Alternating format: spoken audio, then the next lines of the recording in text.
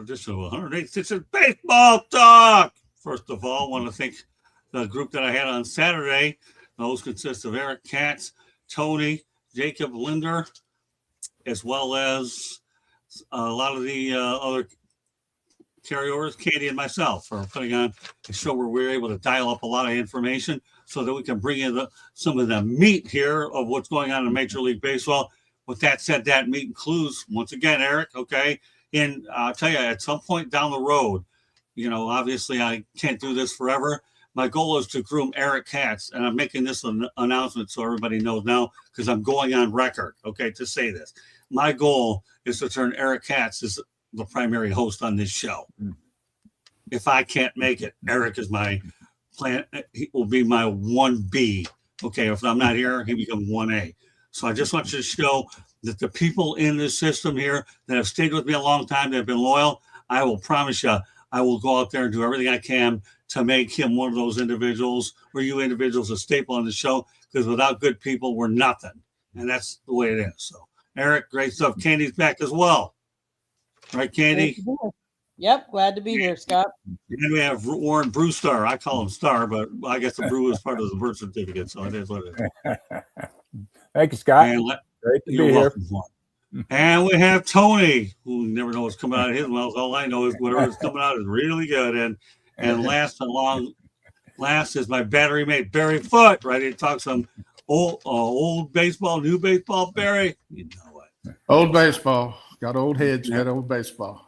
Beautiful thing. All right, let's get this thing rolling here.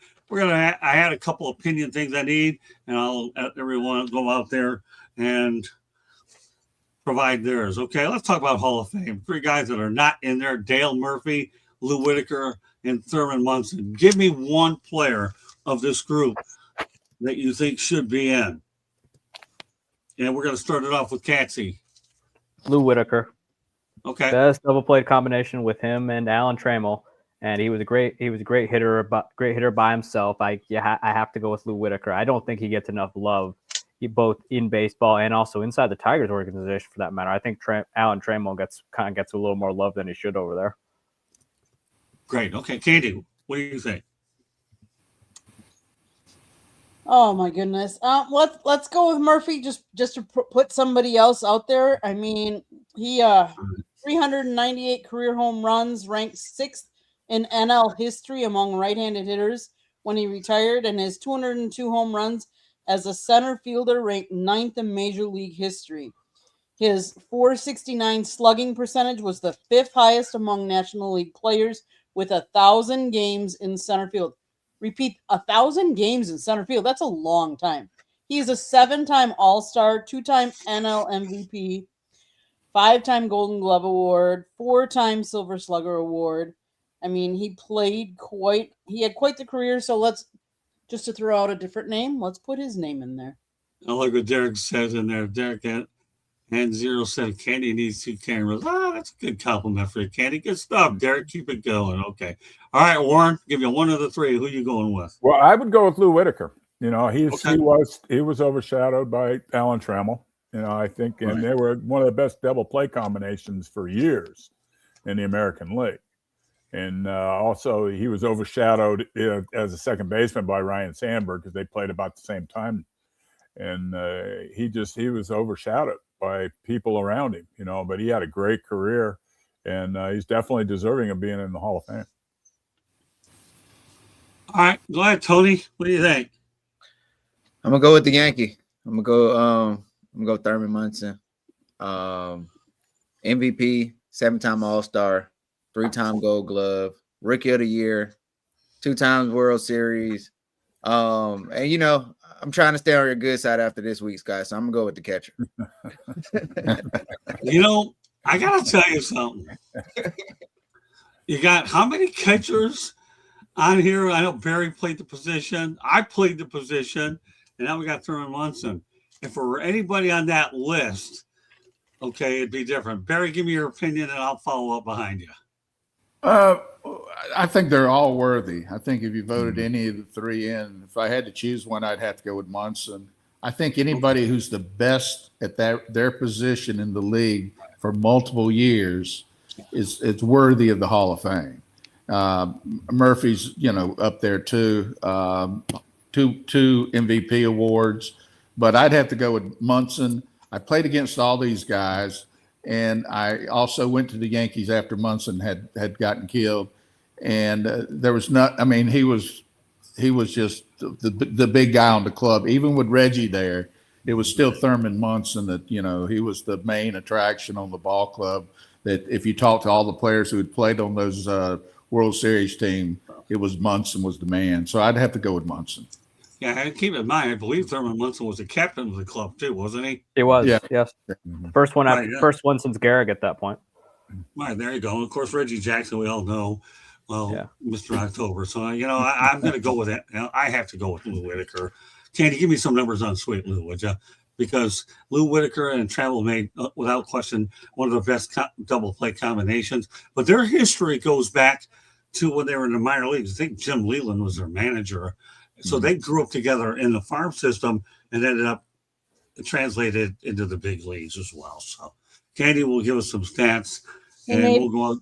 Go ahead. Lou made his major league debut September 9th of 77 for the Detroit Tigers and made his last MLB appearance October 1st of 95 for the Detroit Tigers. He was 5-time All-Star, World Series champion, AL Rookie of the Year, 3-time Gold Glove Award, 4-time Silver Slugger Award. His batting average was .276 with 2,369 hits, 244 home runs, and 1,084 runs batted in. See what does Lou Whitaker some injustice is this. If you don't get along with the media, you are shooting yourself in the foot. And my buddy Tom Gay just told me, you know what? You have to treat the media with respect. They're going to be your friends when your career's over. Don't make them an enemy out of you. And I think that's what Lou. Go ahead, Ken. Can I say this? Whitaker appeared in 2,390 games for the Detroit Tigers, third most in franchise behind Ty Cobb and Al Kaline. He also ranks fourth in Major League history with 2,308 games played at second base. Great stuff. Well, there you go. He played his entire career for one organization. That I always look at that as something that's important for the loyalty, for sure. Well, great answers. That's why I throw these open-ended questions at you guys, and I'm going to continue bringing out more open-ended questions as we continue to progress as a unit. Okay, and that's why I incorporated this one. Well, guess what? I'm going to throw another one at you because here's another one. Excuse me. Oh, the Hall of Fame fan vote. You have Alex Rodriguez, Manny Ramirez, Rafael Palmeiro. We all know that this is probably linked to steroids. Eric, who are you going to take of this group? Sorry, who were you said Rafael Palmeiro? Well, I'll go. Yeah, I got Rafael Palmeiro, Manny Ramirez, and I think Rafael Palmeiro, Manny Ramirez. I'm trying to remember who the other one is. And Alex Rodriguez. Yeah, that's it. I'm going A-Rod. I mean, I'm going A-Rod. He was, I think arguably during his time was the top player of the 2000s. Heck, he was a serviceable third baseman when he came over to the Yankees because he decided to switch positions because Derek Jeter was already over at shortstop, and Right. he was without I 100% believe without Alex Rodriguez, say Aaron Boone doesn't go and play basketball, they wouldn't have won the World Series in 2009 without Rodriguez. And so I gotta go A-Rod. I mean, you can say what you will about the things that he did throughout his career, both good and bad. But he was the best player of the 2000s, bar none. Okay. Great answer, Eric. That's why you're my heir apparent on this baseball show. All right. Get used to it, Eric, because I'm not kidding. You will be. Candy, go ahead. With 3,115 hits, 696 home runs, 2,086 runs batted in, and 14-time All-Star, World Series champion, you got to go with Alex. Okay, that's fair enough. Of course, we knew you would call it there and make everybody else's easier, like Brewster. and Tony and Barry, because you're the one who let the stats out of the bag, which is good. That's what you do. You're a crack researcher. I could easily go in this order because Eric knows everything anyways. He don't need your stat to back up the opinion, but Candy sets the table for the rest. Good stuff, Candy. All right, go ahead, Uncle Warren. I got to go with A-Rod too. He was the number one pick in the draft when he came out of high school. And just was a phenomenal player. Did well every year. He never really had a down year. He was productive all the way till he retired. Okay, Tony.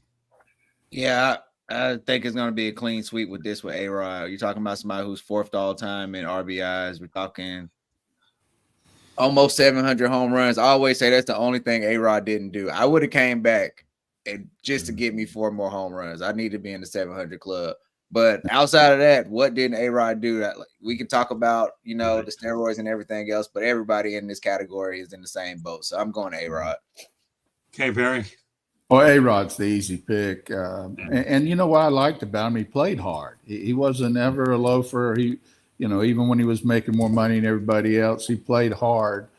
Obviously he had some off the field issues and some things with the steroids, but I think he should be in the Hall of Fame.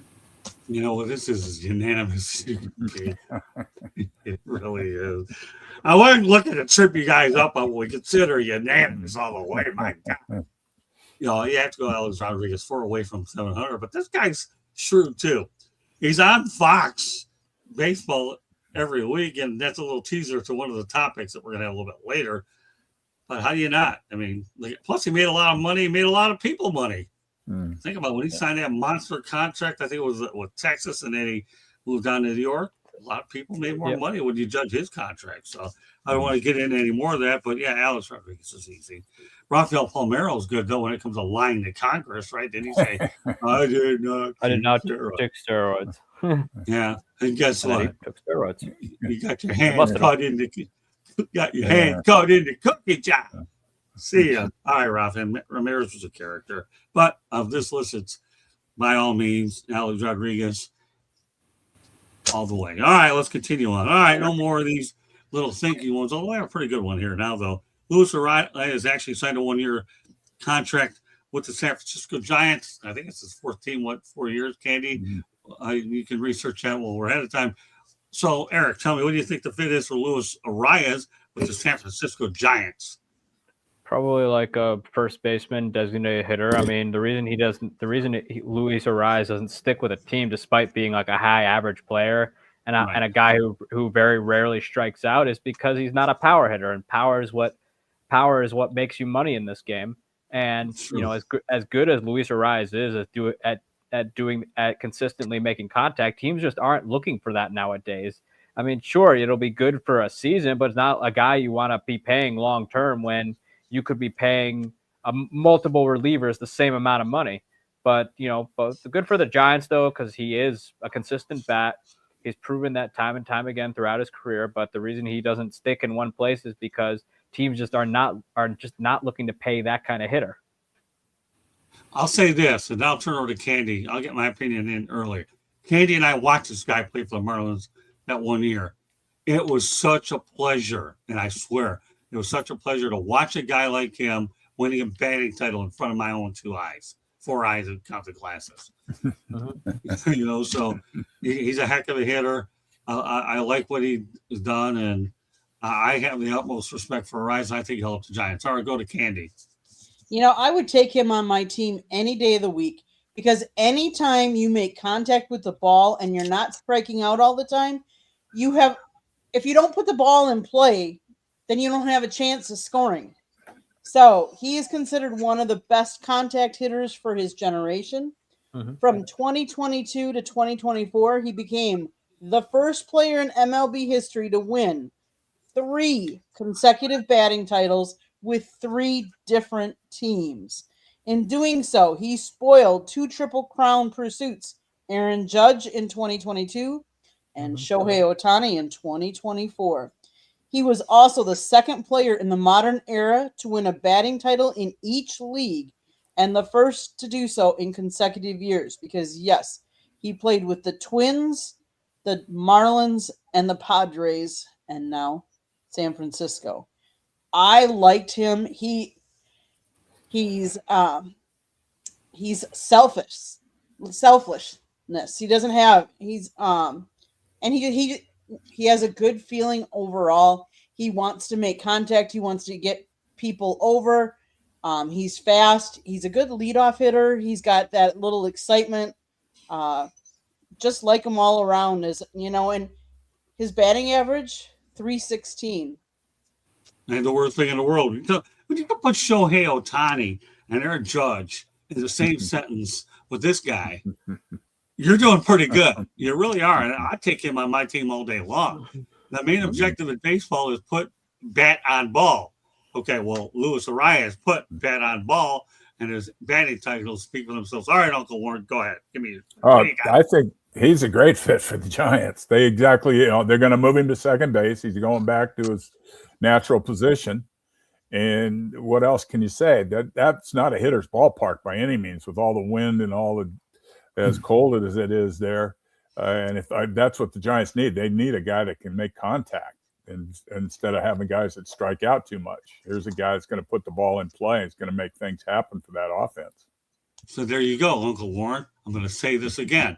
When you go out there and put a guy in a ballpark that's not a hitter's ballpark, this is an ideal situation for this guy. Exactly. And that's what I think that's what I'm reading off of what you're saying, Uncle Warren. Yeah. And you know what? We'll watch it hit home run. Just get on base. Right. And how many times have we talked about all the quality baseball people that have actually been hired by the Giants? Well, again, we'll trust it at a later date, but this is an ideal situation for the Giants landing Arraez. But and he's cheap, $12 million. Is that what it's? Yeah, he signed for $12 million, which is cheap by today's standards. God, that's funny. Shows you, Mr. Brewstar, Barry, all these guys, I give them some information. They're good researchers. Gotta love these guys, even though they got it a little bit later today, because I wanted to make sure I came up with our best 10. So great stuff, Uncle Warren. All right, Tony, what do you got? Yeah, I've always been a Luis Arraez hater since he took Aaron Judge Triple Crown away from him. But as a baseball player, I respect him. I love it. I agree with y'all, man. For anybody who feels like baseball is getting boring is because they're just looking for home runs and that's it. He hits for contact. Like you say, it's bat on ball, see ball, hit ball. Is he going to launch one into McCovey Cove? Probably not. But it'd be a lot of singles, a lot of line drives, and that's why you have other people in the lineup to bring him in. I like it. I like everything the Giants are doing. It seems like they're going to play smart baseball, and that's going to be their way of winning. So I'm trusting Buster Posey. I'm trusting the powers that be in San Francisco right now. Great stuff, Tony. That's why you're a rising star in our network, because this guy knows baseball. And on top of that, if you see what he does on Wednesday night, it's just unbelievable stuff, this guy. Because I don't even give any topics for that show. I really don't. It's just go out there and think. It's an exercise of thinking on your feet. And sometimes you want people to have freedom and think on their feet, whether you're talking a particular sport or different sport, it doesn't matter. And that's what the Wednesday Sports Exchange is about. Great stuff, Tony. All right, Barry, your thoughts about Luis Arraez? Well, like guys have said, contact hitter, not going to hit a lot of home runs, but he'll certainly definitely be a good addition to that San Francisco lineup, because they need guys like him. I just don't like their ball club much, but he's a good addition, and at $12 million, he's probably is an affordable potential winner of the batting average title that you'll ever find. So yeah, and I understand he's a very good teammate, so that's always a good added bonus to somebody like him. Great stuff. Okay, well, this topic's only for Barry and Warren, okay, because we address it. So we'll give Tony, Candy, myself, and Eric a little segment off, because I want these two to be involved in this one. All right, so the Rangers Suarez is headed to the Boston Red Sox.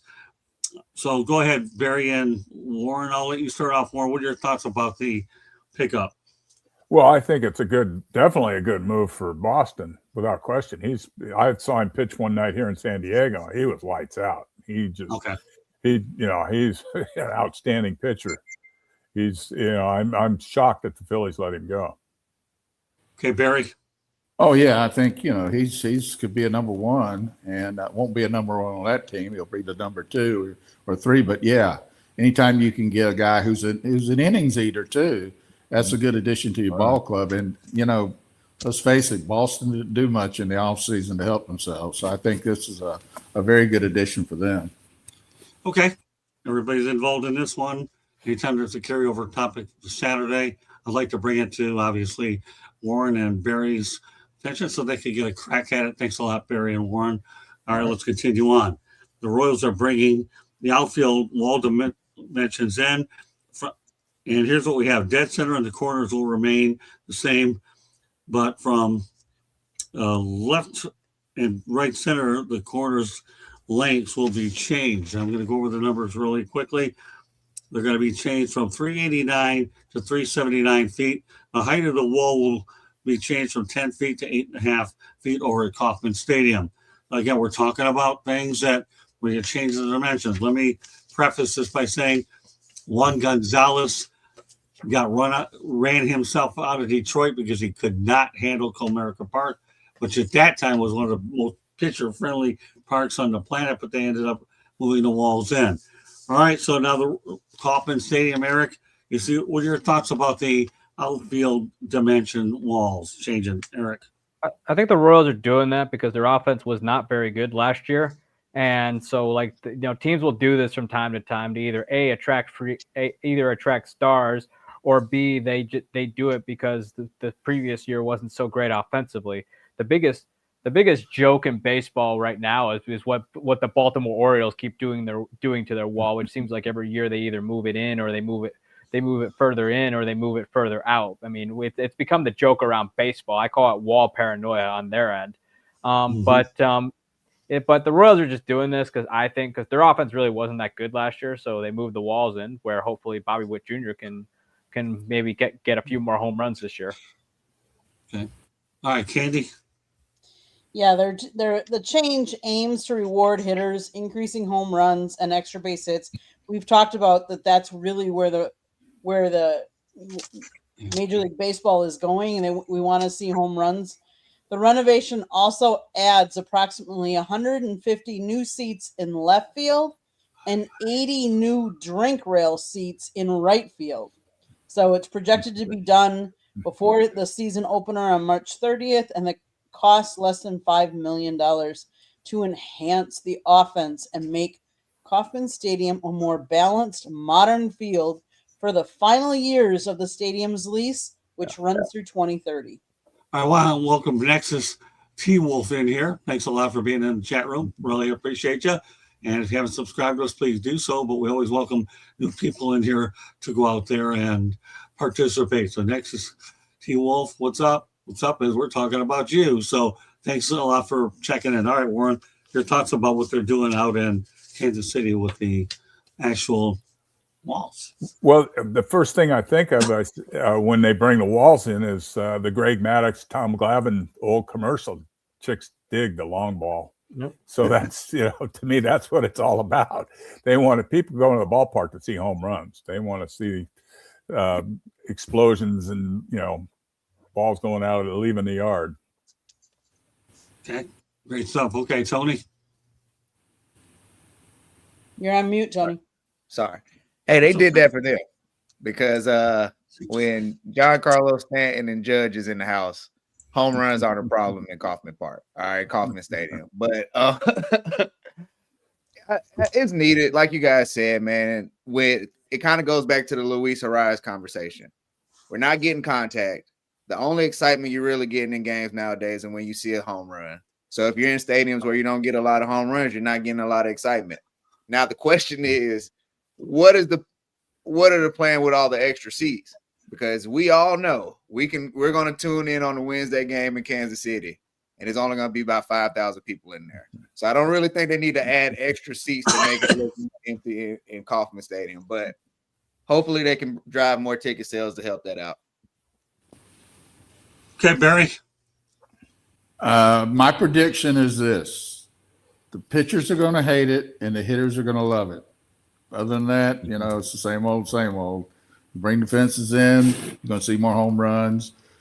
people pay for two things: home runs and strikeouts. They like to go see a pitcher strike out a lot of people, and they like to see the hitters hit home runs, and that's what people really pay for. Yeah, I agree. I mean, it was so laughable though when Juan Gonzalez was the Tigers were paying him a lot of money, but he didn't want to play there because he couldn't hit home runs. And I worked with Juan Gonzalez many years ago. Get this, in 1987 for the Gastonia Rangers. So that's how far back I go with this guy. I was in that league that year. Yeah, I know. I remember. Gastonia, North Carolina? Yeah, I actually lived there. Yeah, you were. I know you. Yeah. My mom lives there right now. Hey, Tony, 3 players off of that team. What? Palmer, the third baseman, Sosa, and Gonzalez. What? Pretty good, 3 pretty good. And they ended up in last place. Well, here, Barry, let me go ahead and back it up. You talked about the 3 best players on that team that lost 90 games. Okay, Barry, obviously I had to watch it. Okay, for a lot of games. They had 10 guys that actually made it to the big leagues. Not surprising. Yeah. And Warren, this is just so laughable. That's why when you have fewer topics, we can go off a little more because we can obviously reminisce a little bit more. Barry, and by the way, for whatever it's worth, all Barry did was win the didn't you win the South Atlantic League Championship too at the Fayetteville, or not Fayetteville, but weren't you with Myrtle Beach at the time? Myrtle Beach. And we probably had 10 guys off of that team make it to the big league. So we had but at least they did it with a winning record. You won a championship. You better get at least 10. You were awesome. My team was awful. By the end of the cotton picking season, the owners, the lady, there are 2 owners. One of them was a woman. Okay, she's dead, but I don't want to put her name out there. She didn't even want to buy another bag of dirt. And Sammy Sosa went and said, Nina, well, now you got the first name. Anyway, Nina, you cheap. Nina, you cheap. 1 bag of dirt, people. This is where I have an opportunity to go off a little bit, but at least nobody will take it the wrong way because I lived it. Nina, you cheap. Of course, Fanny and I went on to be good friends. I got another one-on-one interview with him when he was at the Cubs. So, yeah, I remember that. Don't worry, Perry. I'm going to throw curveballs in you, pun intended, okay, on topics like this so that you can go out there and get the old Barry foot. I won a championship in 87 with the Myrtle Beach Blue Jays. And I say, yeah, you kicked our butt how many damn times? But you know what? Knowing that you and I got to hang around in Fort Lauderdale with the Yankees, I would pull in for you. If we weren't going to win, I wanted Mr. Foot to win that darn thing, and it worked out very nicely. Thank you very much. How did this go off the way it did? I don't know, and I don't care. But we have fewer topics, and we have a chance to go off in tangent. That's why I'm telling you, Warren, Barry and I go back a long way. And you? Oh, I pitched there. I played there in '74. Oh, did you? Yeah. Oh, really? Lynn Barker pitched against us a bunch of times, punched out 15 every time. Couldn't see. It was like playing in the dark. Yeah. You know, I hadn't heard about that. Didn't you play in Sims Legion Park at the time? I don't know what the name of it was. All I know is the lights didn't register. They checked them at the end of the season, and they didn't register on whatever they were using to register their lights. It didn't show up. It was like playing in the dark. Yeah, well, that was a bad ballpark. Yeah. I actually had a windshield. I had to replace a windshield when a foul ball went out there and crushed it, and I had to get a windshield. Yeah, guess I knew not to park in that spot again. But I think it was Sims Legion Park where they do a lot of what they'll do is do a lot of American Legion games. I actually did some play-by-play for a place called WKMT out in Kings Mountain. I'm sure you've heard of Kings Mountain. I lived in Tony's laughing. I love this guy.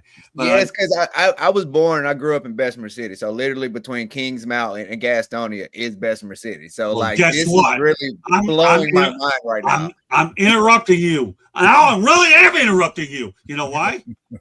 I lived in Bessemer City too, right next to the high school. Oh my God, my cousin is the high school coach of Bessemer City basketball right now. Yeah, I lived in Bessemer City. I didn't know a darn thing about Bessemer City, but hey, I guess this is a town I have to call home for 9 months. Right next to the high school. So what I did, I was skinny back then. Good luck. Think I can walk around the high school much now. These days kind of filled out a little more than I should. But yeah, I lived in Bessemer City, people. Ever heard of Bessemer City, North Carolina? Google it up. Go whatever. I don't care. Bessemer City, North Carolina. I enjoy being I enjoyed being a part of y'all for at least 9 months. There Plus, when you it go. snowed, I wasn't going anywhere anyway. We'll keep on track there. All right, where am I at? I think I got everybody to talk about the fence until I got off on track here. All right, you said Len Barker was there, right? Right. Mhm. So remember that ballpark? You had all those big concrete walls over there? Oh yeah. Mhm. Yeah, well, that's Sim Yeah. Legion Park, just so you know. Yeah. Okay. Concrete walls where they stuff advertising up on those things. They paint Right. them on and all that. Yeah, Sim Legion that's what Park. I played in Spartanburg. They did the same thing. Yeah, that's concrete walls, or yeah, yeah, the Spartanburg and Phillies, right? Right, and they painted the walls and with advertisements. Yeah. Yeah, I went to that place too. How about that, Warren? Yeah. Look at the things we come up with here. All the things we have in common. Right. Unbelievable stuff. You know what, Katie? Guess what? You're going to a station break. I am. Yeah, please. Thank you. South Florida Tribune Publishing Company published a book, Lessons from the Microphone, Tuning into the Enduring Wisdom of Visionary Leaders. It is written by our host, Scott, the Motor City Madmouth Morganroth. Talks about his 40 plus years in the media business and how it has evolved and changed. Old school media meets new school media. Get your copy today. He does talk about his young days in baseball, so definitely go get the book. It's available on Amazon, Barnes & Noble, Kindle, Google, and Apple Books. The audiobook is also out there. You can always find a link on our website, www.southfloridatribune.com, where there is a plethora of great other content, so go check it out. If you like to listen to podcasts, you can find us wherever you get your podcast. If you ever want to be a guest or have topic ideas, you can always email us at southfloridatribune@gmail.com. Last but not least, if you see the red subscribe button in the lower right-hand corner, that means you have not yet subscribed to our YouTube channel. What are you waiting for? Just click it, like us, share with all your friends and family, and then turn on your notifications so you're notified every time we go live. Back to you, Scott. Thanks, Candy. Well, I'll tell you one thing. Here we are talking about the old times.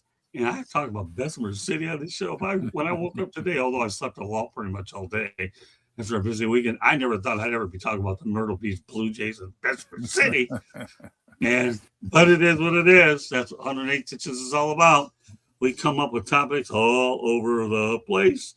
And how did we get it going here? I don't know. We talked about moving into walls. It's all good. It's all baseball, people. All right. Well, let's talk about our feature topic of the night. The Dodgers, and this is about the Dodgers, tax penalty for signing any more big free agents this season is going to be 110%, right? Well, guess what? By adding Kyle Tucker, it's $80 million after taxes. All right, Eric, some thoughts about the Dodgers and the tax penalty. I mean, it's meaningless to them at this point because they seemingly do it over and over and over again. They're okay with paying the have-nots tax money for spending money on these big stars, but yet they've last year became the first team since the Yankees to win back-to-back World Series championships. So they're just going to keep doing what they're doing, providing that it wins. Now, what that looks like in 2027, who knows? But if you can do it while you can, I guess. Candy. For the 2026 MLB season, the Los Angeles Dodgers are projected to pay a record-breaking luxury tax bill of approximately $161.9 million to $169 million. The tax bill is higher than the entire payrolls of 13 other MLB teams. Just their tax bill. All right, Warren. Yeah, ahead, well, I looked into that, and the last 2 years they've paid $272 million in tax. And they've paid for the last 5 years every year, and they're going to set a record this year. The record last year was 169.4, and they're going to break it this year. But they're winning. And they're staying within the rules. They're not doing anything illegal. It's legal as long as you want to pay the money, as long as the owner wants to pay that kind of money. All they do is win championships. Yeah. Right. Yeah. I mean, all these Yeah. numbers that were bannering around here, we even got the Tony and Barry that are just staggering. I mean, but when you actually think of the Yeah. dynamics of 110%, then the 80 million after Yeah. taxes, and then all the numbers everybody's coming up because they're doing their own federation, more power to them. They're winning World Series titles anyways. All right. Yeah. You get all that, Tony. What are you going to give me? Hey, man, like you say, they're not breaking any rules. They're not even bending any rules. They're just writing checks, and I'm not mad at them. Like I say, the only issue I have with the Dodgers is I feel like they took the deferral thing and made it. They took the inch and made a mile out of it. With all the deferrals, so they're kind of manipulating it with that. But they're not breaking the rules. Everybody can do this and use it. They're just using it to their advantage more than others. I'm not mad at them. Sports normally, the major sports in America are normally better or more viewed when you have these kind of dynasties. People are gravitated to them. You either like them and love them and you attach yourself to the bandwagon, or you look at them like the evil empire and you want to see them go down. So ultimately, I do think this is good for baseball on one side or the other. Well, remember, and we're going to get into more about salary cap and the change of leadership by the MLBPA at a later date. But the reality is we all know this is headed toward a salary cap anyways. It's not the worst. It's probably the worst kept secret on the planet. So, Barry, we'll go to you, okay? What are your thoughts about how the Dodgers and the tax penalty doesn't mean anything? Well, what I like about it, if I was a player, they got money and they're spending it. And, it's the rising tide rises all ships, and that's going to affect salaries. It's going to raise those salaries up in arbitration and stuff, which is ultimately going to lead to a lockout, most likely. Right. So yeah, I mean, if I'm the Dodgers, I mean, they're going to make plenty of money off of TV revenue because their ratings are going to be sky high. So they made they did $1 billion in revenue last year. I'm sure it's going to just keep rising up. So it's all about winning, and when you win, you can pay those taxes. So that's what they're doing. More power to them. But like you say, they're going to have to address it, and for them to be able to address it, they may lose a season. I don't know. It's going to be hard because you got a lot of players who got a lot of money. I mean, it wasn't back when Warren and I were playing in '81 when we had a strike. You needed your paycheck, so you were much more likely to say, "Let's make a deal." These guys don't need it; they got plenty of money. So it'll be two powerful loggerheads meeting in 27 before 27 when that CAB comes up. Yeah, the amazing part about it is we're going to be talking about this all year. And Katie and I are about ready to get going in spring training, right, Ken? Obviously, we have some things we need to do. And right now, I haven't been out anywhere because what are we looking at? February 23rd, I think, or at least another couple hours anyways. And, so we're going to be getting into our spring training mode. And, will there be times on the network that we can't go live? Probably, but when there's baseball, we'll be live on every show. Nobody's getting any time off until Candy and I go overseas. So baseball's going to, for us to cover the sport this year, it's going to be really interesting because everybody knows, okay, we have World Baseball Classic, we got World Series, and all of a sudden, SpaghettiOs, and then it gets interesting. So I tend to ground out. But yeah, I mean, listen, if the Dodgers got the money, they can afford to do it, they will. And Tony, you made some interesting points too, pal, about the deferrals. And once you get guys deferring, because that happened, the owners are going to sit here and say, oh, let's find a way to circumvent the, i.e. salary cap, right, Tony? So now, since the Dodgers showed their hand by giving deferrals, now you have another potential situation. I'm not going to get into that tonight. All I wanted to do with this topic was simply scratch the surface, and that was it. I think we did it well. All right, off to the Boston Red Sox, who, by the way, we had at one time lots of the Dodgers in the World Series. They refused to give Alex Bregman a no-trade clause. Eric, do you think they should have given him one, or do you think they made the right decision not to? You could go either way with it. Obviously, his agent, Scott Boras, is going to insist on one, just like we all insist on getting French fries while we're at McDonald's. But I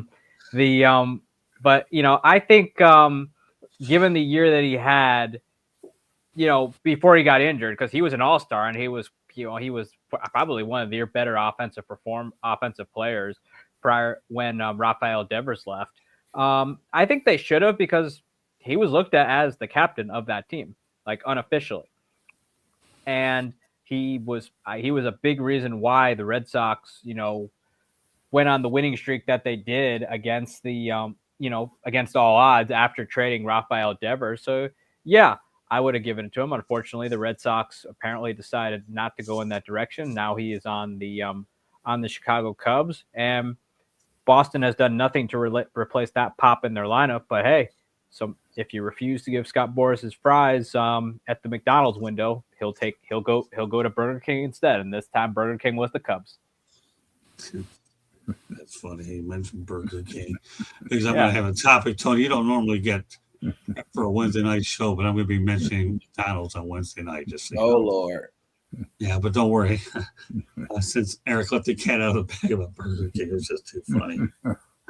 Well, you won't need CNN or ESPN to research what I'm going to hit you that night with Tony, just so you know. But I think you're becoming pretty good thinking on your feet, anyways. All right, Candy. I can handle it.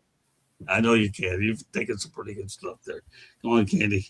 Bregman signed a 5-year contract with the Cubs worth $175 million, taking a page out of the Dodgers book, though, and reportedly $70 million of that contract is deferred. So, kudos to the Cubs, as much as I hate saying that, for signing him.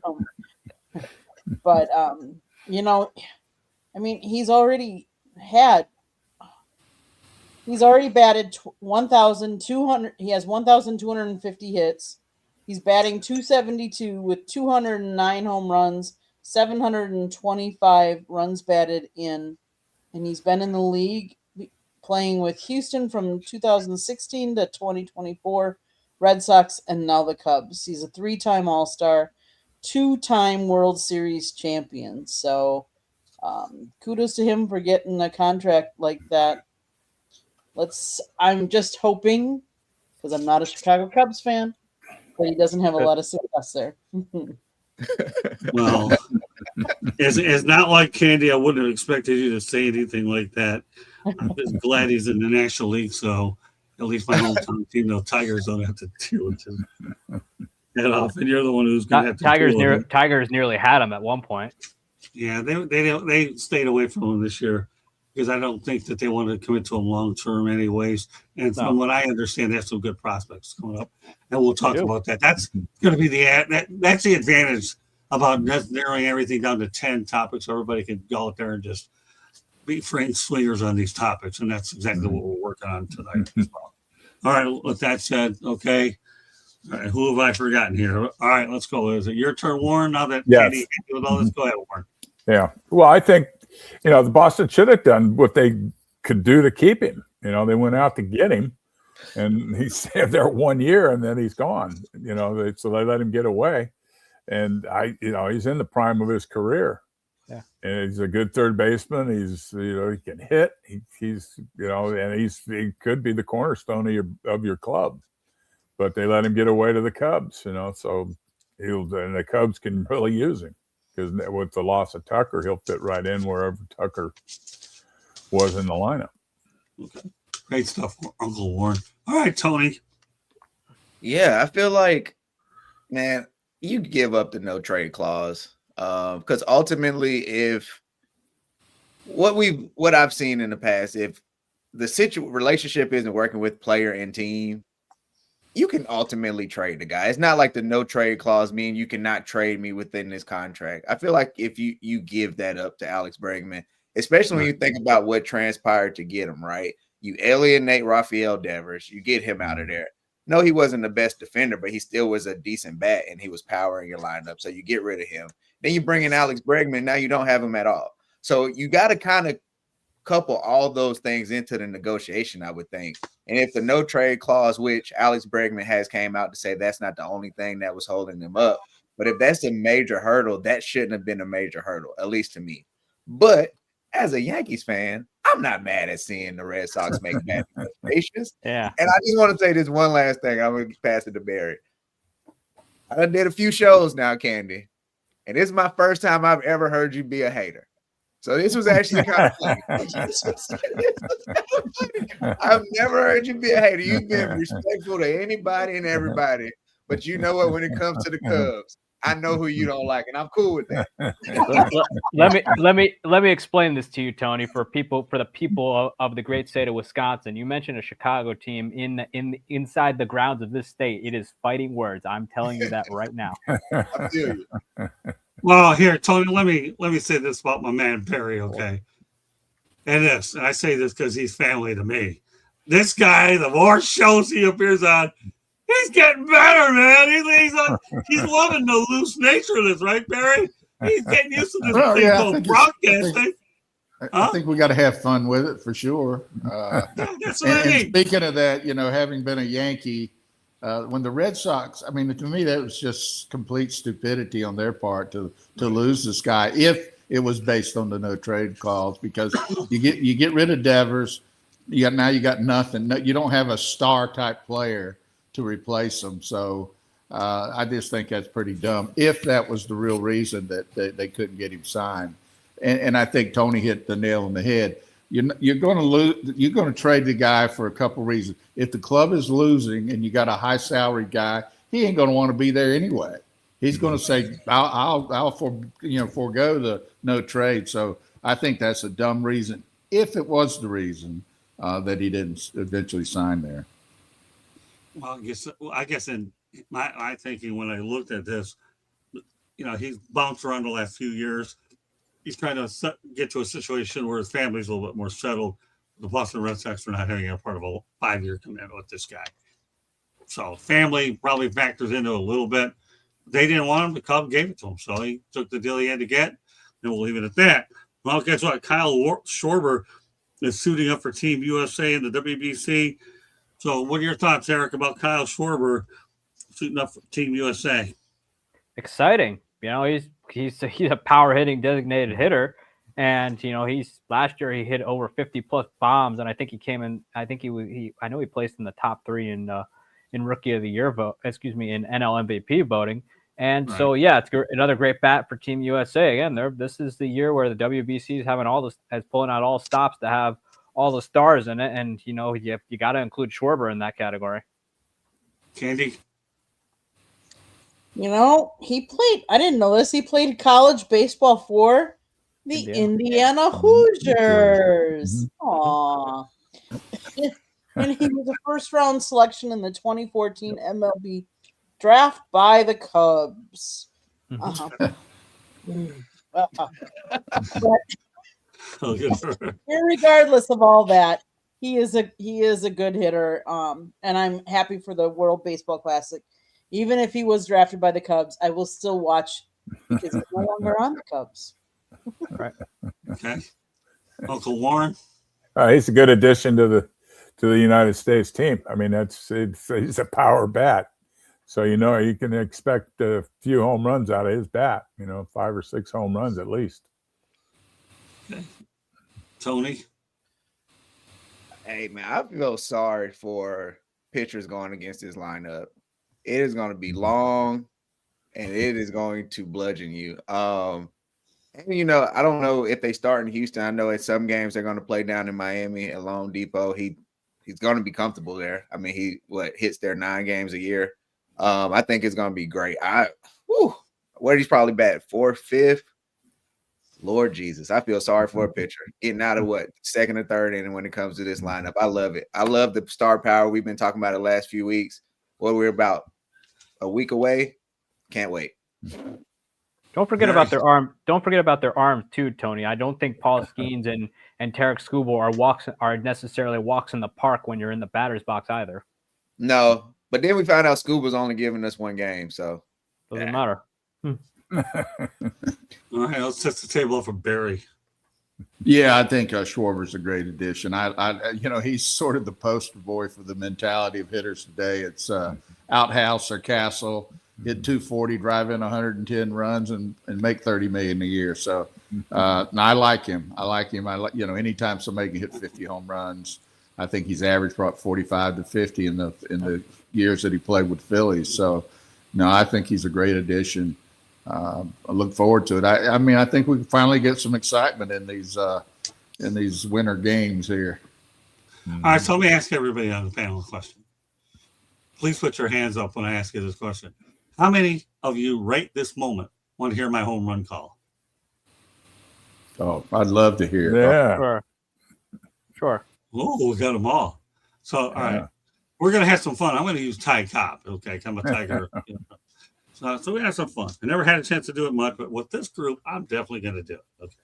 Ready? So don't worry about the dimensions. We talked about it feeling well. Oh, we're going to get creative on this show. This is what it is. Luxury is a beautiful thing. So here's my home run call. It would have been, and I've gotten play-by-play opportunities, but it didn't matter because I haven't ruled it out yet. All right. Ready for the home run call? Everybody wants to hear it. Okay. Let's see. We're going to have some fun with the pitcher, too, okay? Because I'm going to really make people really their mind swing like a dreidel or a top, whatever you want to call this thing. We're going to go Bob Gibson in a duel with Ty Cobb. How do you like that? Ready? All right. There's a 1-2 pitch by Bob Gibson to Ty Cobb. The long drive deep to left center field. This one's got the distance in it. It's gone. A home run by Ty Cobb off of Bob Gibson. People, this is unimaginable. But that tiny one, it went deep. There you go, people. That's my home run call. Now, and let me preface another thing, okay? My longtime buddy, Tom Gage. I'm sure Warren and Barry probably know who Tom is. Anyways, I tell you, Scotty, you should be a play-by-play announcer. I would have loved to. But you know what? When I had this show, I get to do it anyways in front of an audience of at least 5 and hopefully more as they go ahead and watch it later. All right, Eric. And I have another one here that I'm going to do. There's a long drive deep to left field. This one's got the distance and it's gone. Okay, keyword, got the distance gone. So I had 1 or 2, so I had to mix it up and do it. Of course. All right, Eric. What are your thoughts about my home run call? Is it bad, or do you think I should go back there and go out there and broadcast Pee Wee baseball? I don't know if there's such a thing. Anyways, what do you think of the home run call? Give me a critique. Wasn't too bad. Okay. It was on the same. It was on the. It was That's an on the. overwhelming endorsement. It was. Yeah. It wasn't bad. It was. You did it on the. You stayed on the safe side with the call. Okay. All right, Candy's seen a few of them, but now she gets to talk about it here in live air. I think it's better when you're watching a game and you do it than just springing it on us now while not watching baseball. But it was good. Well, that's fair, but I want to give everybody a sample size with the Motor City Mad Mouth to love to stream with play-by-play, and I figure I had an audience of my closest people. So all right, Uncle Warren, what you got to say about my play-by-play? That's very good. Very, very good. That's good. But if you have, if you're sitting there watching a game and somebody goes yard, that just that'll increase it more. The excitement. The excitement in your voice. What's that? The excitement in your voice. If you're sitting there watching a game live. Yeah. Well, don't worry. Agree. I mean, there's no question I'd rather be there. I'm here trying to make the whole thing up here. And those people that have an opportunity to listen to it, they'll go out there and let them fantasize a little bit. But I agree. But that's one of the random things. So okay. Yes. All right, Tony, give it to me, brother.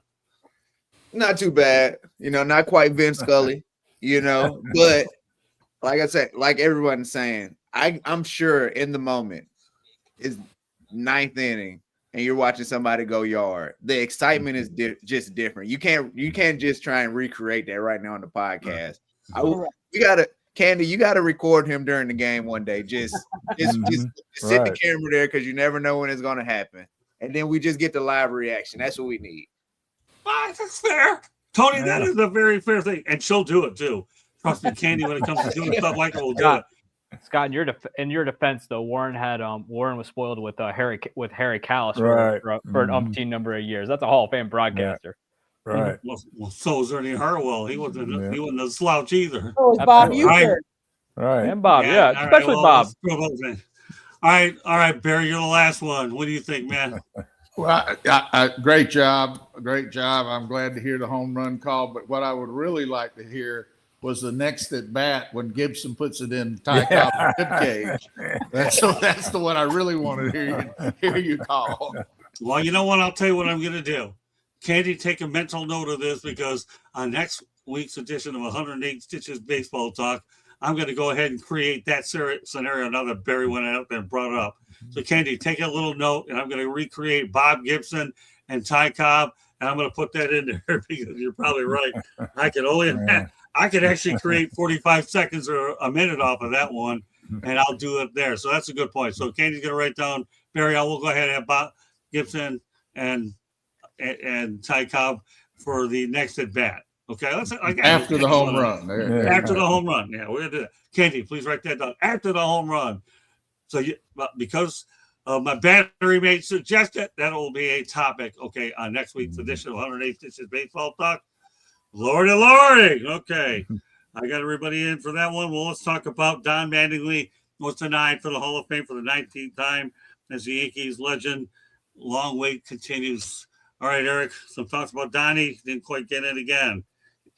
Well, I thought it was wrong this year in particular because Carlos Beltran and Andrew Jones had similar careers to Don Mattingly, and yet here they are getting in the Hall of Fame. I thought, don't get me wrong. Jeff Kent for much of the 2000s was one of the was the premier offensive second baseman in baseball. I think you could probably put him up there as one of the top second basemen of all time next to Ryan Sandberg. But no, come on. Mattingly was arguably the best player of the 1980s. You just look at his numbers. His peak years were incredible. Yes, the back injury ultimately did him in, but we've been electing guys who have had similar careers to Don Mattingly. We just did it with Carlos Beltran, and we did it again with Andrew Jones. So when you elect guys with similar careers, then it automatically opens the door for Don Mattingly. I mean, Sandy Koufax had injuries, and he only played for a short period of time, yet we allowed him in, which that should open the door for other guys who had similar careers. I mean, the hypocrisy around the Hall of Fame is just unbelievable. Okay. Fair enough. Excuse me, Katie. Donnie spent his entire career with the Yankees from 82 to 95, a 6-time All-Star. Yeah. He led the American League in doubles 3 consecutive years and in hits and total bases twice each. After winning the AL batting title with a .343 mark in his first full season in 84, he was named the league's most valuable player. So you're telling me someone that's the league's most valuable player doesn't deserve to be in the Hall of Fame? You're telling me a guy that consecutive years was led in doubles and hits and total bases? Yes, he didn't have a lengthy career, but the career he had in the years that he played, he was an MVP and deserved just for being what he did in those years. The Hall of Fame isn't just about longevity and how many years you play in. It's how you impacted the game while you were in the game. And obviously he did that. He deserves to be in. Yeah. Okay, Warren. Oh, I agree. He deserves to be in. His numbers as far as corner infielders go aren't quite what most of those guys have, but his longevity was due to, or lack of longevity was due to back injury, which it's definitely hurt his career or hurt his chances to get into the Hall of Fame. But he is definitely Hall of Fame worthy, in my opinion. Okay, fair enough. Tony? Yeah, curse aside, man, he was a great baseball player. No, but honestly, he should definitely be in the Hall of Fame. And I feel what you're saying, Eric. It seems like now it's almost like they don't want to right their wrongs, so they'll just keep moving and like flipping to the next page. It's okay to go back and let Donnie baseball in. And also, I gotta say, yeah, my dad would kick my butt if I didn't say yeah. So I'm gonna go to, of course. He had a season of batting .353. Like you said, Ken, he's been an MVP. You've done all these things. You cannot tell the story of baseball, and especially Yankees history, I know is the MLB Hall of Fame, without talking about Don Mattingly. You can make the argument he was the bridge to the eventual later dynasty. Yeah, he was. No, there's no question about that. Yeah. Okay, Barry. Well, unfortunately for Donnie, he was in a bad time frame with the Yankees from the standpoint of they were just mediocre all the time in those years, and then they became really good. But I took care of this problem. I have chickens on my farm here. I went out today. I run a neck. I buried the chicken's head. The curse is over. So Donnie's in. Don't worry about it. All right, let's go. Well, in my interview with him last summer, I talked to him about that very topic. I don't have to put it on tonight. Maybe later on down the road. He told me the only reason he's not getting in is because of injuries. He knows that. He's a realist. Mm-hmm. And I asked him, do you deserve to be in the Hall of Fame? No, because of my injuries. But nevertheless, I said, I disagree with you. But and he hugs me. He said, I appreciate your support. That's what he told me. He's too humble. Yeah, he is humble. But he's one. If you've ever met the guy, one of the nicest people you'll ever meet. So Yeah.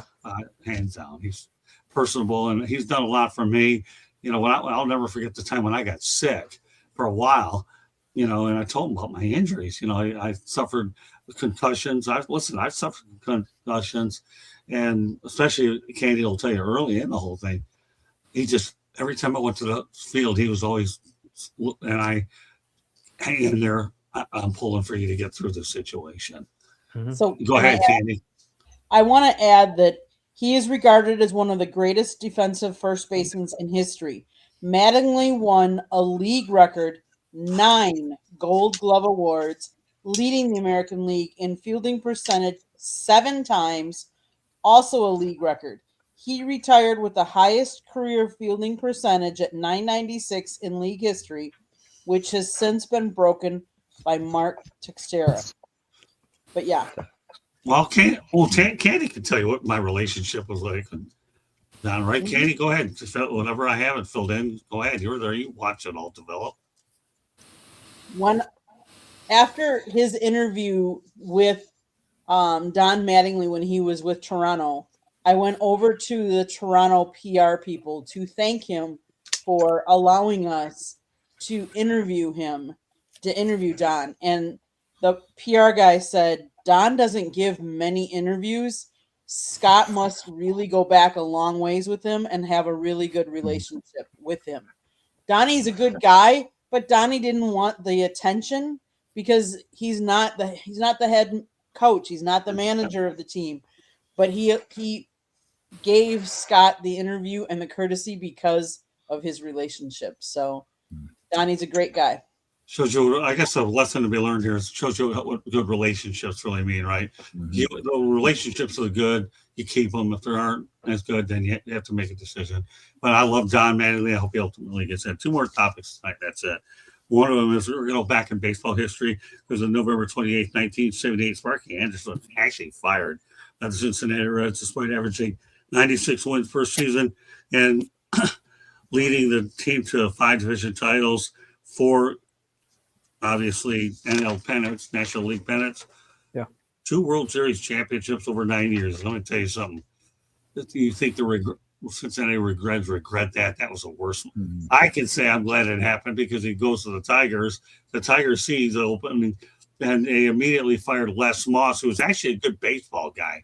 I don't know how many people go back to Les Moss, but the Tigers knew that when Anderson became available, they had to jump quick, and they did. But let's just talk about Sparky with Cincinnati. And even though they won a championship with Pinellas, Sparky Anderson, Cincinnati Red through and through between, Eric. Well, you have to remember though at the time though that it wasn't like what they had wild card back then. Back then you had to win your league, and then you would ultimately go to the postseason. Wild card didn't exist quite yet. I think that was like either 10 or 12 years away. So a team could easily win 100 games, and they'd still be spending October at home. Think about that for a second. But at the time when Sparky was let go, it wasn't a bad his teams finished in first or second place multiple times, and he was averaging at least 96 wins a year. If you put his entire career together, his worst record was 79-83, which was a 5th place finish at the time, which considering that was his second year, that's not too bad just to be under 500, but there are worse records out there. But Let me go ahead, Eric. But the Reds surprisingly fired him, and took a while to recover. It wasn't until Lou Piniella got there there that the Reds it going again with especially with the Nasty Boys rotation of the '90s, or their bullpen, excuse me. But yeah, I mean the Tigers certainly benefited from it. Although after winning the World Series, though they had some good years, but after a while they kind of were falling on hard times though. So the Reds at least at the time were it was, at least for the time, I'm sure the outcry was pretty negative, or obviously this was before social media, but considering what the guy did, they should have let him just hang out there for a while. I mean, the Twins did it with Tom Kelly, and Tom Kelly's records were significantly worse than Sparky Anderson's with the Reds. But I think but it was a different game back then. You could win 98 games and no playoffs for you. And obviously the Tigers certainly benefited when they had the year in '84 where they were just unstoppable. Yeah, let me give you a great story about Sparky Anderson before I keep rolling around the horn here. That's this. I'm at spring training, okay? Obviously before the national anthem. I asked Sparky if he'd give me an interview. He said, sure. Sparky, one of the nice guys I've ever dealt with. Well, all of a sudden, what do you think happens? My tape recorder, I was moving around and I dropped my tape recorder. Great. I'll ready to interview this guy for the national anthem and all that. He said, pats me on the back. It's okay. Oh, wait through the national anthem, then do what you got to do. Then the interview was great. That's the kind of guy Sparky Anderson was. He's one word that you can talk about Sparky Anderson, lovable. Mm-hmm. Players he was Yeah. also known as Captain Hook, though, because he'd pull his starters in pretty quickly. He was doing this. He was doing what they do now before it was cool. Think about that. Yeah. Well, no, I'm with you, but I just want to, if it's okay with y'all, it's just talk about the story I had in spring training. Got the recorder, he was great about it. Don't worry about it. We'll be okay. And he gave me whatever time I needed. That was it. But Sparky and we all know how well the Tigers made out with him after that. In fact, I think his jersey's retired by both the Reds and the Tigers. Candy, one more topic after this. Anderson was named the Reds manager on October 8th, 1969. Since he was a relative unknown in the sports world, headlines on the day after his hiring read, Sparky who? At the time of his hiring, he was 35 years old, the youngest skipper in baseball. Nonetheless, Anderson would become the third manager to lead a team to 100 wins as a rookie manager, doing so by leading the Reds to 102 wins that year. Now, yes, he did. Anderson managed the Reds to 2 World Series championships in 75 and 76, then added a third title in 84 with the Tigers. Anderson was the first manager to win the World Series in both leagues. His 2,194 career wins are the 6th most for a manager in Major League history. In his 26-year career, Anderson had only 5 losing seasons as a manager. His 1,331 wins with the Tigers are the most for any manager in team history. He was named American League Manager of the Year in 84 and 87 and was elected to the Hall of Fame in 2000.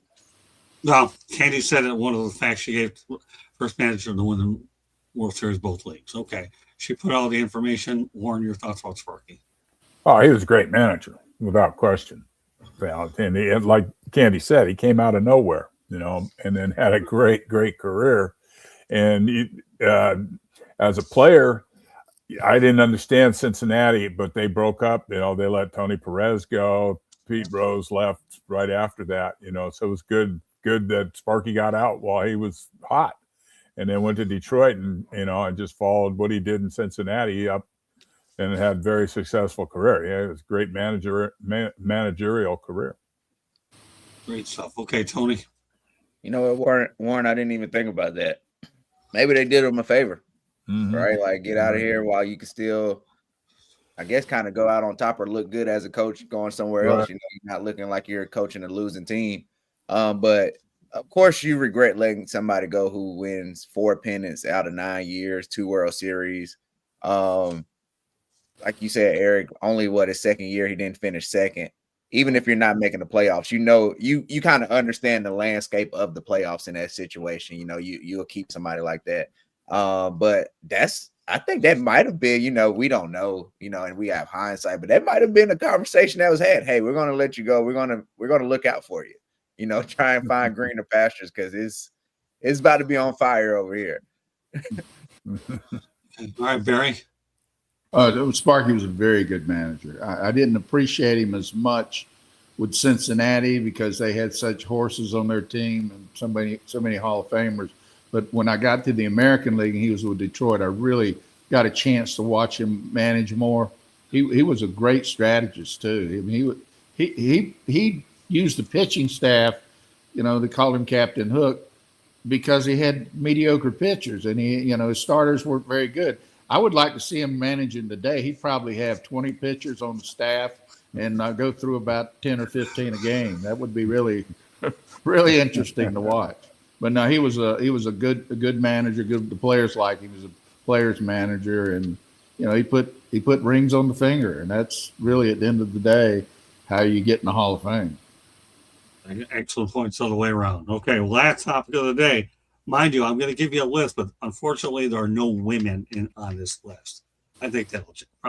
But we're going to go back and look at MLB's coverage on Fox of the 2025 season. I'm going to list everybody on there. And that was a heck of a group, too, that they had for last year. I haven't gotten the updated numbers of who they have this year, so we're going to focus on the 2025 group. You've got Joe Davis, John Smoltz, Ken Rosenthal, Tom Verducci, Jason Benetti, AJ Pierzynski, Adam Amin, Adam Wainwright, Eric Karros, Kevin Kugler, and then you also have. Let's see who else you have. You also have David Ortiz, Derek Jeter, Dontrell Willis is actually working for him, Chris Myers, Mike Hill. Mm-hmm. All right, a big list. Eric, give me 2 or 3 that stand out on this list. Obviously Derek Jeter. Okay. Joe Davis, I think is a great broadcaster. Also Alex Rodriguez, who's turning into, I think he's a better studio guy, and I think he's found his niche there. Good group. Can't really stand John Smoltz though, because he never has anything nice to say about the Yankees ever. But I guess he's a little bitter from 96 and 99. But hey, that's just him. Although he was a great pitcher in his day, very unique career. Okay, Candy. Yeah, I mean, I think we've talked a lot about how players they have a different insight when they're calling a game than somebody that's never really played the game. So that makes a difference, I think, at times. A name that I don't think you read or said that has done some play-by-play that I enjoy is Kenny Albert too. Yeah. Again, this Kenny Albert is not on there as a regular. As I understand it, he fills in. Right. With Jason Benetti. They're both on the additional list. Kenny Albert, he's not listed on this 2025 list at all. And the reason why is because of where he goes all the way around. It's not like counting Kenny every week to do it. I've seen games with him on there, but he didn't make this list. So we're really basing every opinions on this list. So of that group, Candy, who stands out? I mean, I think Ken Rosenthal, obviously, and Tom Verducci stand out. I've actually met Tom Verducci at the National Sports Media Association. Tommy's a really good guy. Yeah, he's a great writer. All right, Uncle Warren, what do you have? Books, actually. Huh? Tom Verducci's written several books that are just terrific. Oh, I believe it. Yeah, he's a good guy. All right, Uncle Warren, who do you have on this group? Well, I like Joe Davis. I think he does a great job. He's very insightful and has really made a niche for himself. And I do like John Smoltz, even though because he talks from a pitcher's perspective a lot of times, which is you don't find too many people that want to talk from a pitcher's perspective. They want to talk from a hitter's perspective, and that's mainly who they have on, and Pedro Martinez maybe on the post-game show, but they got Alex and Big Poppy on there, so they want to talk hitting, that's what people come to see. Like Barry said earlier, They want to see either hit home runs or strike people out. You know, and Exactly. there's not like too much about striking people out. They're throwing the ball right by people to do that. Great stuff. Okay, Tony, who stands out? Yeah, I'm sorry, Eric. I like John Smoltz. And I'll tell you something that he said good about a Yankee. He says Luis Severino could win a Cy Young. He was wrong, but he did say something good about a Yankee when he was a Yankee. I'll never I mean, he was forget right at the time. I'll give At him the that. He time. was right at the time. Yeah, 19 time, wins and right. an All-Star. Yeah, absolutely. Just got hurt. But yeah, I like John Smoltz because of the pitching perspective, especially playoff time. Like, he always has a feel for what he calls the high stress pitches, and you can see it happening in real time. So I love when he points that out for the pitchers. And I love their whole in studio crew. To me, they're the MLB equivalent to like the TNT with Kenny, Ernie, Chuck, and Shaq. So I just love their studio crew, how they have fun post and pregame. All right, Barry, what do you think? Oh, I like Rodriguez in studio. I think he does a great job. And I saw Wainwright. I'd say Wainwright would be somebody to watch. He would. I saw him a couple times last year. I think he might have something. Obviously, the other guy, there's a lot of guys on this list that are very good at the job, but I'd say Wainwright might be somebody to watch and see how he develops, because I saw him last year. Obviously, he was just off the field, but I thought he did an acceptable job. I think he's going to do a good job. But I like Rodriguez in the post game stuff in the World Series. I think he does a real good job. Okay, I'll give you a few people to take note of. Go ahead, Katie. Just so you know, for the 2026 MLB season, the Fox Sports continues with its established lineup. So it's the same people. Oh, there you go.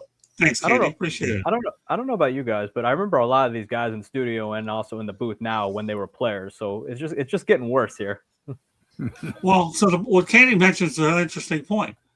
We got a list here for 25. They're happy with these people. They kept them. Great stuff. All right, let me throw a few names out there. Number one, I know Joe Davis. I met him at an event in LA. I'm a member of the Southern California Sports Broadcasters. I have to get out there and see my buddies, if not this year, next year, to check in with them. I like being a part of the LA sports media from time to time, because I always believe to be successful in this business, you really have to network a lot. Uncle Warren, I'm gonna tell you, if I get out to LA and you happen to be on the West Coast, we're definitely getting together. You find a place, we'll figure it out.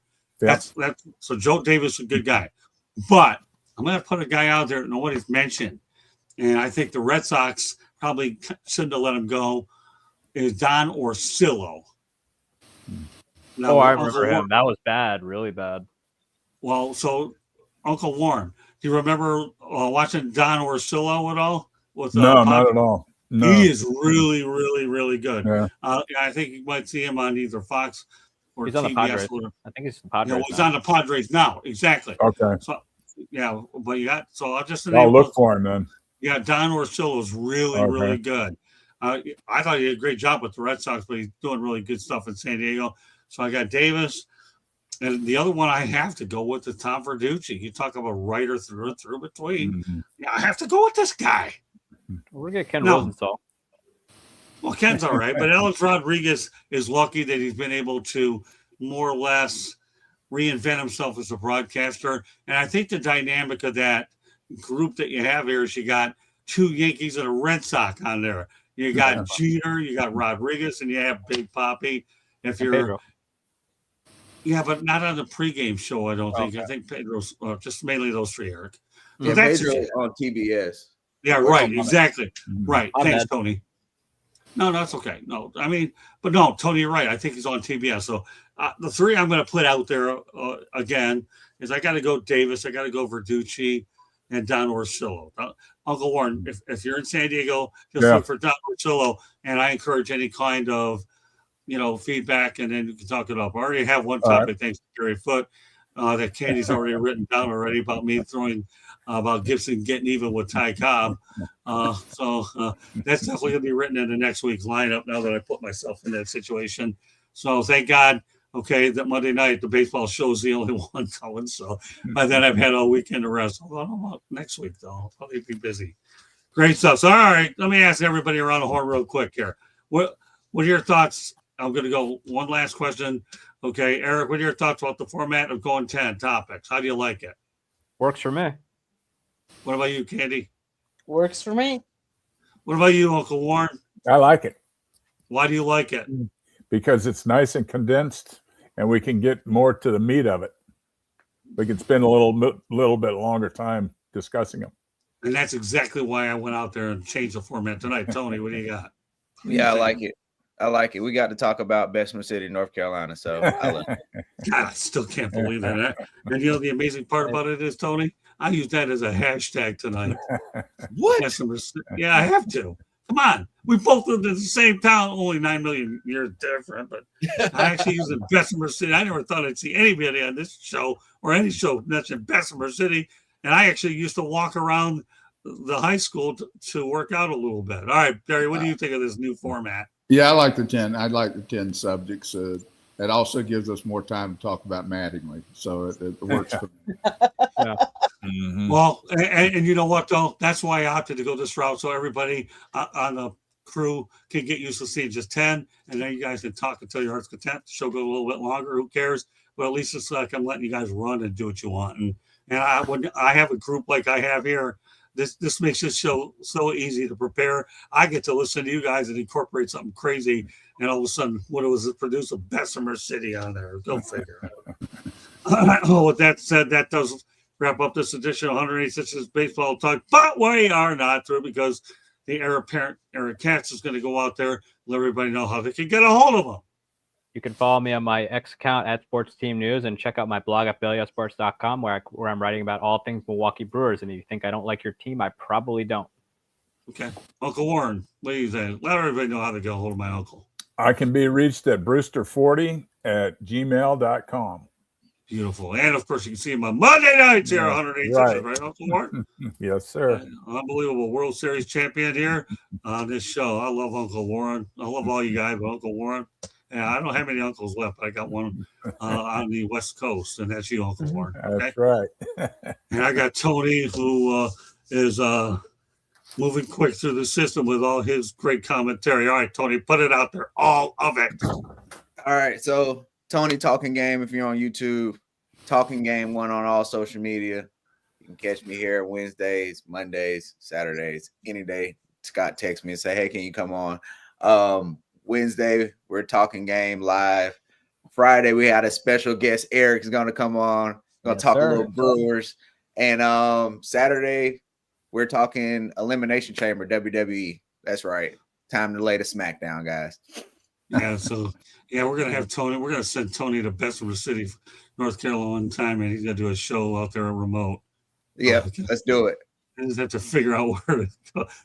It's been so many years since I've been there. I don't know what mom and pop will allow us to go there because they don't like you to stay in their restaurants so long or they'll show you the door. I learned that the hard way many years ago, but I won't get into specifics, but I'll figure it out. Bessemer City, I never thought I'd be talking about that place tonight, but that's okay. All right, Barry, my man, my battery mate, go ahead. bfootxx@gmail.com. You can reach me there. And you can watch it here. You can see it on Monday night, right, Barry? And you can see me here on Monday nights. There you go. Nothing wrong with that. I still root for the Myrtle Beach Blue Jays to win that year, even though I was in the same league as you. Anyways, I really was. Hey, he's my I man. Appreciate that. I could feel it. Huh? I could feel it. I knew you were behind us that year. Oh, I was always behind you. If you knew what the train wreck I had to work with that one year, don't worry. We're going to talk about when we get in person. I'm just going to put my head in there. I'm glad at least one of us won a championship because that when I saw was there, when you go out there and put a bag of dirt there and Sammy Sosa tells you you're cheap, all you have to visualize is what I had to deal with all year. But it was a great experience to say the least. All right, Candy, take us home. South Florida Tribune Publishing Company published a book, Lessons from the Microphone, Tuning into the Enduring Wisdom of Visionary Leaders. It is written by our host, Scott, the Motor City Madmouth Morganroth, talks about his 40-plus years in the business. Get your copy today. It's available on Amazon, Barnes & Noble, Kindle, Google, and Apple Books. There's also an audiobook out there wherever you get your audiobook. If you like to listen to podcasts, you can find us wherever you get your podcast. If you want to be a guest or have topic ideas, you can email us at southfloridatribune@gmail.com. And like everybody else, you can catch me here Monday nights on 108 Stitches Baseball Talk. You can catch me tomorrow night on Inside the Pigskin. You can catch me Wednesday night on Sports Exchange. Thursday night, you can catch me on my show, The Country Club, called Fire Up. You can catch me Saturday mornings on if we're doing a football show or if we're talking baseball. But you can also catch me on the Chicks podcast Tuesday nights 7:30. 3 Chicks in a Pod or Chicks and Salsa. Chicks Talking Sports. Check us out tomorrow night 7:30 Eastern.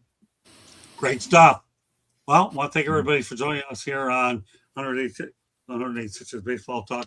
Great job by my group. I know my group can look forward to coming on every week. And also, I'm working to get Trent Clark back on here as well. So, Tony, there is a chance we might go as many as 7 people until we get the Saturday situation settled. You know what I mean?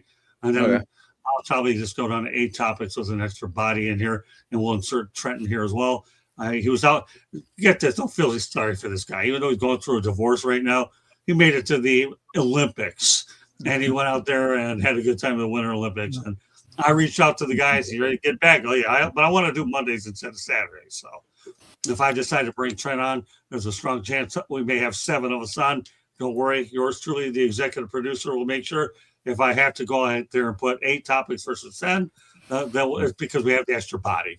Otherwise, we'll stay 10 with a group of 6. So I hope to get them on at some point. But until this is the new format, I'm glad that everybody enjoyed it. I enjoyed it the most because watching everybody's personalities come out of here was truly phenomenal. All right, that does it for us. So on behalf of Eric, Candy, Uncle Warren, Tony, the Tiger, because this guy can come up with anything, and Barry, I want to thank you very much for joining us, Barry. And Tony, I hope you have a good time with Eric because he's going to be great for you on Friday. I'm telling you, this kid's a stud. So I'm glad that we can do this. So, all right, that does it. My voice is just about going stale. I'll have about, I don't know how many hours to take care of it. Man, I don't do much on the phone anyway. Take care, everybody. Love this group. Love everybody out there that supports the show. And we'll be back at it tomorrow with actually Inside the Pigskin. That'll start around 8:30 p.m. Eastern time. So I hope you can join us. So take care, everybody, and good night. And great job to my crew. Bye. Good night.